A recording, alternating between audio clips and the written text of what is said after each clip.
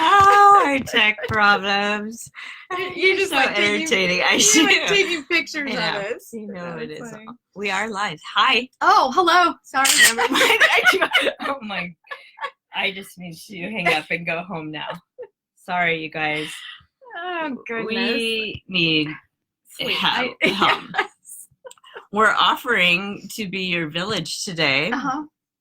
If you saw, this is going to make you show up and go. I don't think so. And you guys are the village idiots. Village? What are you guys, the village idiots? Anyway, hello. Okay. Yes. Hello. Happy Wednesday. Happy Wednesday. Today you've been elbow deep in little sick kids. I have been. Yes, So- we've had children sick, like really sick, right in front of me. So I hope I'm not sitting too close to you. You're already too close to me. You are. I just had an Altoid. It's all good. No. I don't do. If you need help with your sick kids, She's not the one. call Rochelle. Don't call me. I will take care terrible. of your kids. Yeah. I will. I know. Your kids. Okay. I love So your we actually kids. have a topic We other do. than our craziness and our lack of in our tech capability or in lack thereof. We're talking about relationships today. And first of all, shout out to, now I can't remember the office. We have office girls that watch us on their lunch break. Nadine. Oh, Nadine. She watches, but then no. another one. Okay, Anyway, sorry. shout out if you're watching us on your lunch break in your office. Thank you guys. We appreciate it. But no, today we're watching about talking. How about you talk for a while? We're talking about relationships. Are we? Peer pressure, relationships, that type of. Yeah, navigating your kids' relationship from peer to peer. Right. When they start getting older and they start getting love interests. Yes. That's a super challenge when they actually get to the now real boyfriend and girlfriend stage. The oxytocin starts kicking in and they like each other. That's that hormone. Yeah, those are awesome challenges. But what we have found is honestly, those should all be open, right, honest conversations between you and your child. Yeah, you definitely want good communication because wouldn't you rather have your kids talk to you about relationships and getting some good versus your friends? Children, if you're watching, mama. Listen to your mom. Listen to your mommy. Yes. Yeah. No, we definitely, as parents, we all do. But I think different stages of life require different things. The younger they are, the more able they are to talk with you. I do think as your child hits their teen years, this is where, the value of having a great community, a great village that you're a part of. Yes. For us, we found that very much in our church community, having a phenomenal youth leader just speak into our kids. And because it is super normal when your child's getting into their teen year, teen years that they don't want to talk to. Yeah, they start gravitating more to their friends than their parents. They'll start talking more to their peers and that's normal. Very normal. Yeah, that's part of the journey. Yes, but if you can help them find good peers, whether it's your family, your adult friends, kids, that you're like-minded, youth groups. But don't do this because I'm guilty of this. Don't force them to have a relationship.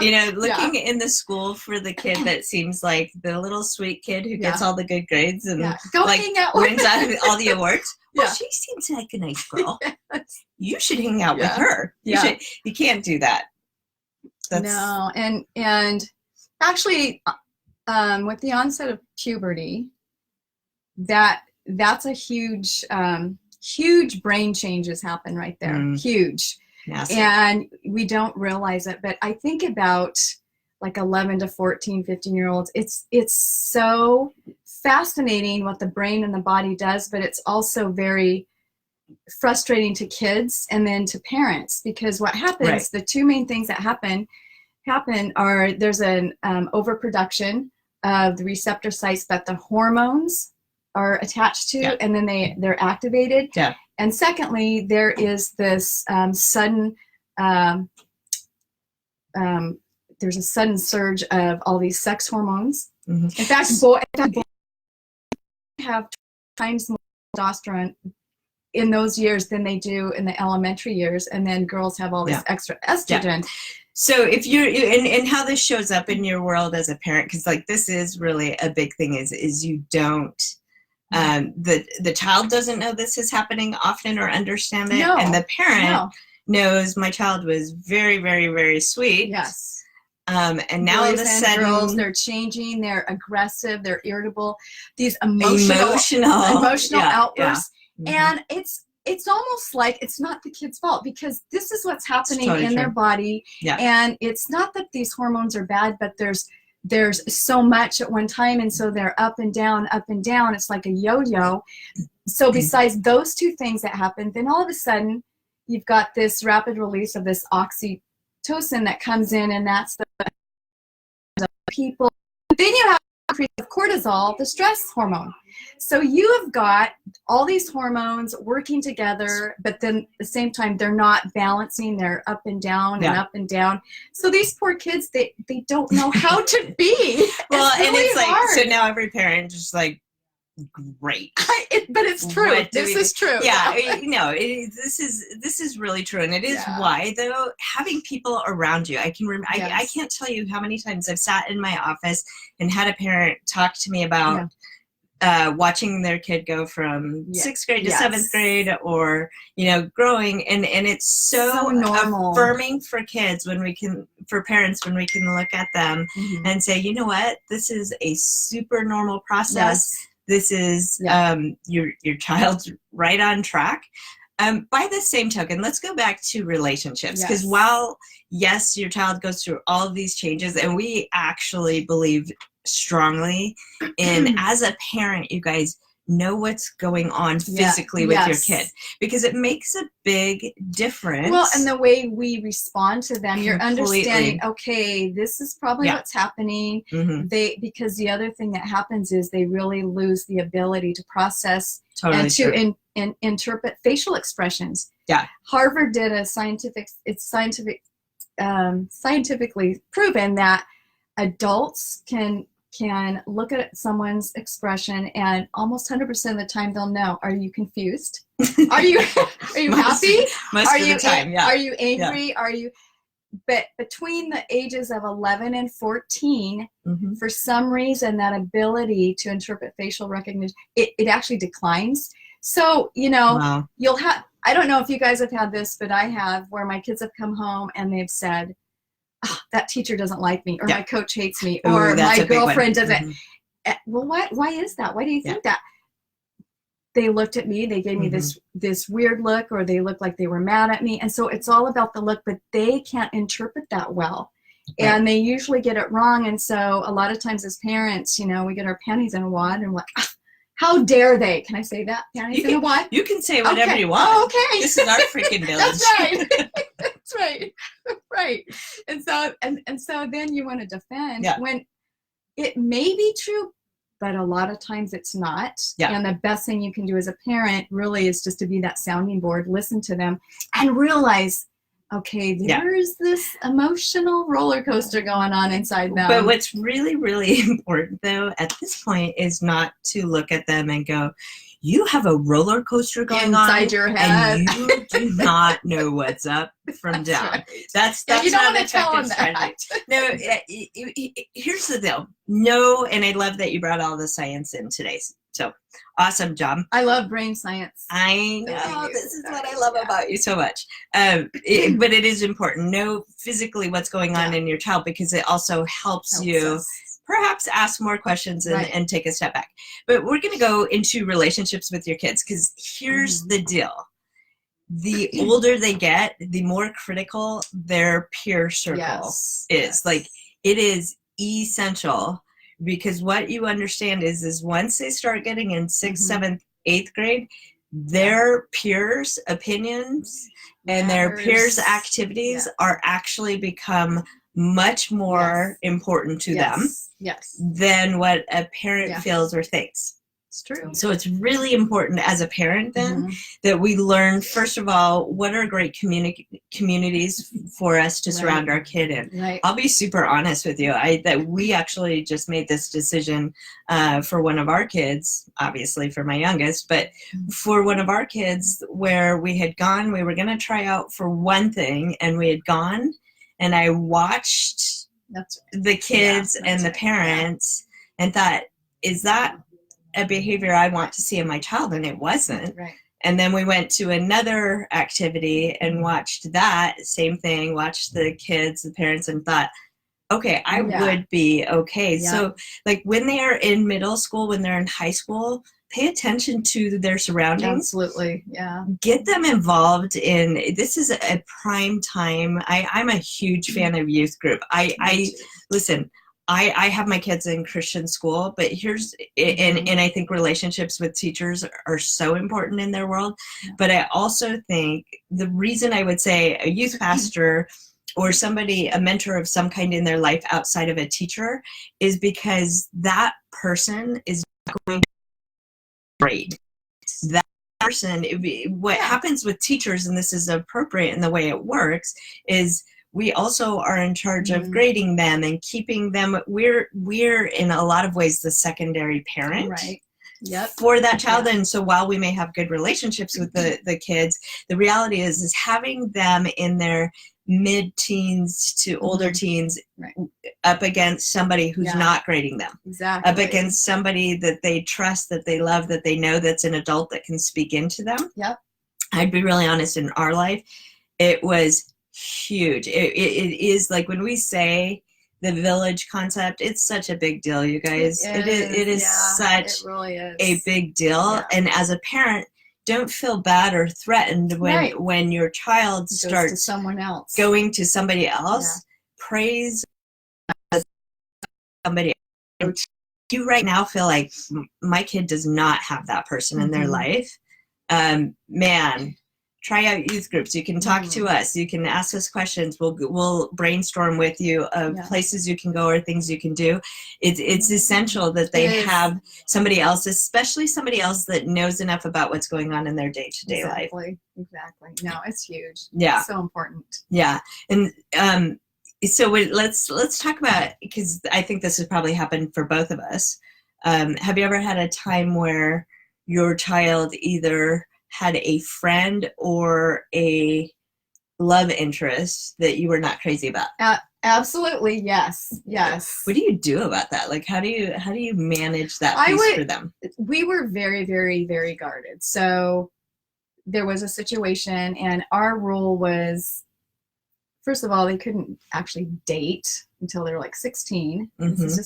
But when they were dating, it was before that they could do group things. They couldn't be alone together ever. And it's you just keeping them accountable. And even though I may not have approved of a certain person or whatever, it wasn't a thing where we didn't say you cannot see them unless there was like an obvious, like they've done something, it was just we didn't feel like it was in their best interest because they didn't bring out the best in them. And so as parents, you see things, because we're not blinded when, like they're blinded by love or lust or whatever. So it's one of those things of really setting boundaries, guidelines, expectations, being aware, knowing what's going on at all times. Don't put them in a situation where they're going to be alone together. They're going to be in a situation. It's hard. It's a hard thing that was to something navigate. We did too in high school, in particular. Understand this: when your child is in a relationship, especially if it's a boyfriend girlfriend relationship, when relationship always craves to move forward, right? Yes. Like it always, Yes. relationships Yes. always in your marriage, in Yep. your home, Yep. they're always either moving closer, closer, Yeah. closer and need more, more, more. Yep.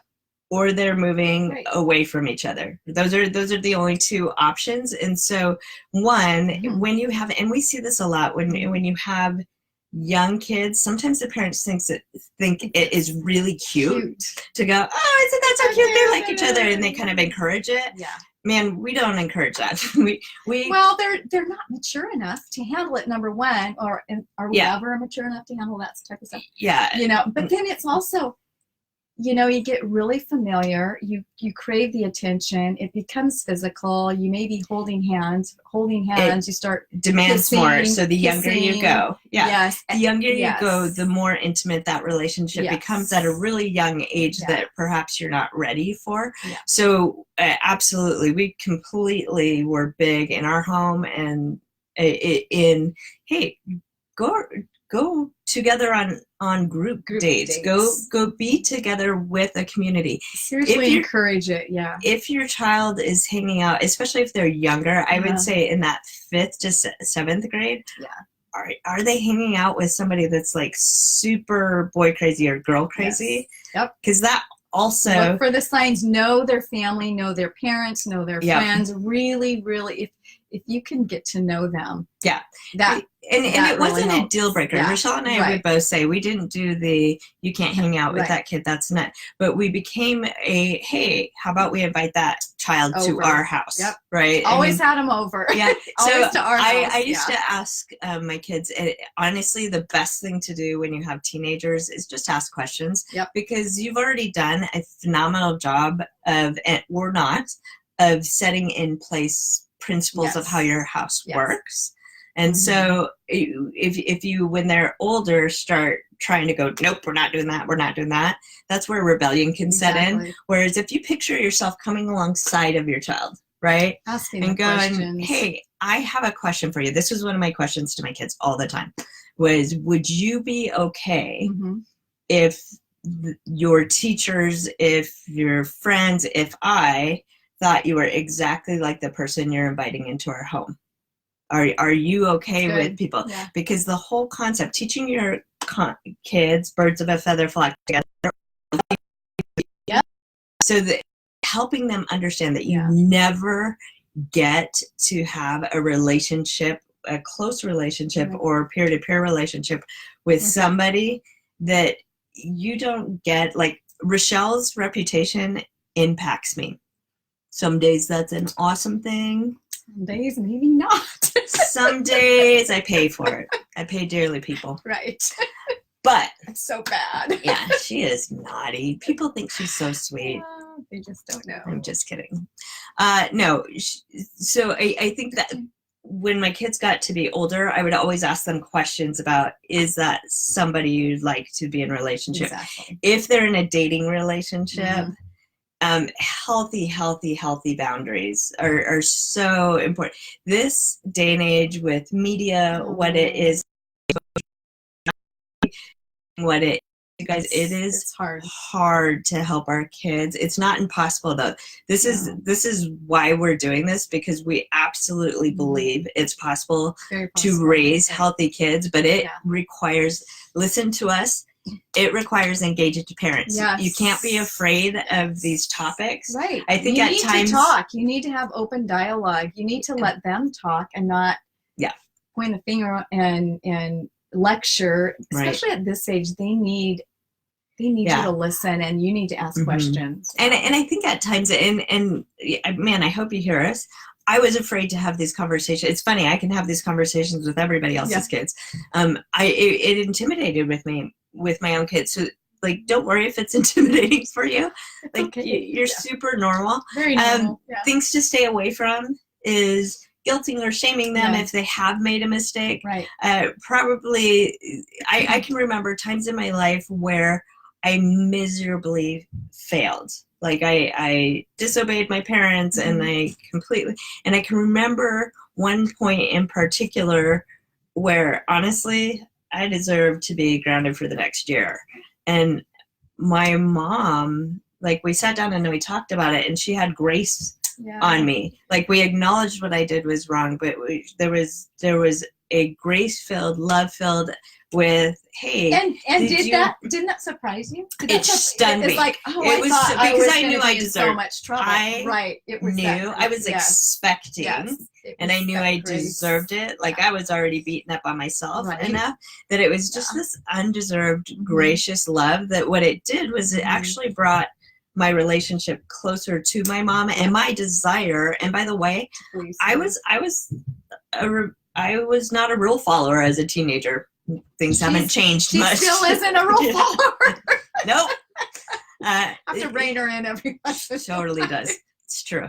But what is interesting is it literally drew my affection and trust for my mom. And it wasn't that she didn't say this is wrong and you shouldn't do it and here's why. But she gave me such grace, and it opened this precious. Yes, I can still remember it because I was 16 at the time, and it ended up being such a phenomenal experience that sticks with me today as a parent. That it opened a dialogue for us. So that same thing happened with my dad and I too, and I was like, I was expecting to get in trouble, and I was raising my voice and this and that, and he was so calm and gentle, and I was just like, and it totally changed our relationship. It does. It totally changed If you will, as a parent, keep your emotions, if you can keep your emotions intact, be the adult. Sometimes you're super frustrated, you're super disappointed. Remember, in fact, this was really fun. We had in our chapel yesterday, we had one of our Valor alumni come back and speak to our students on campus. And I am telling you, I was blown out of the water. She was a great kid when she was on our campus, but this kid, just a year later, her heart and her passion were so exciting to me that it was the reminder, and we forget this as parents, our kids are not done. So when we get behaviors or things that are happening that are disappointing to us, they're not done. Don't stress it. Figure out how do I have an open dialogue with you? How do I have conversations with you? Ask questions. Honestly, if you will ask your child the question of, do you want to be identified and associated and linked, just like people associate and link with that parent, I am telling you, every time my kids made their decisions based well, it makes them really stop and think. And if they're telling you yes, and you know something to be true about this kid, go ahead and call it. Just go, so you want to be known as a liar. You want to be known as a thief. Like if you know something, like again, those are okay questions. But for relationship, surround your kid with people that you want your kid to look like. The older they get, the more they look like the people that are in their environment. So make sure you're happy about that. Get yourself in a village where you have other parents and educators and people that you can go, hey, is this normal or should I be concerned? Because I think that's half the battle as a parent. Is there's always wondering. There's stuff going on and you're like pulling your hair out going, we're the worst parents in the world. I'm telling you, I can't. I feel like 9 times out of 10 with a parent, I'm going, no, this is normal. You're fine. So get yourself with people that can kind of speak into that have a broader view of you. And then guard the relationships, ask your kid good questions, help them start evaluating their relationships based on standards that you have for your life and people that you bring in your circle in your life. By the way, who are the friends that you keep? Because again, you are helping your child identify, our family, I have lots of friends, but the people we invite into our home, there's a certain quality that we expose our home and our sacred world into. So, anything else? No, it's all good. Hopefully, nobody threw up. Well, hopefully not. Hopefully your home's day. Your hands. Wash. And if you need a village for your sick kid, call Rochelle. Call me. All right.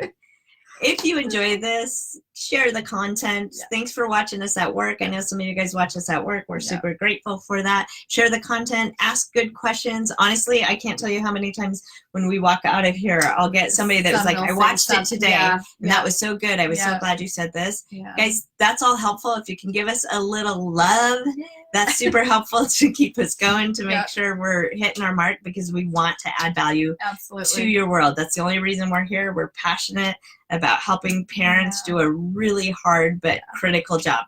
All right? Yep. So we love you. Yes, we Thank do. you for the great job. Love you guys. Have a great day. Bye. Shall, oh, if I had a touch screen, here, I'm just going to do this. So funny. I know. That's my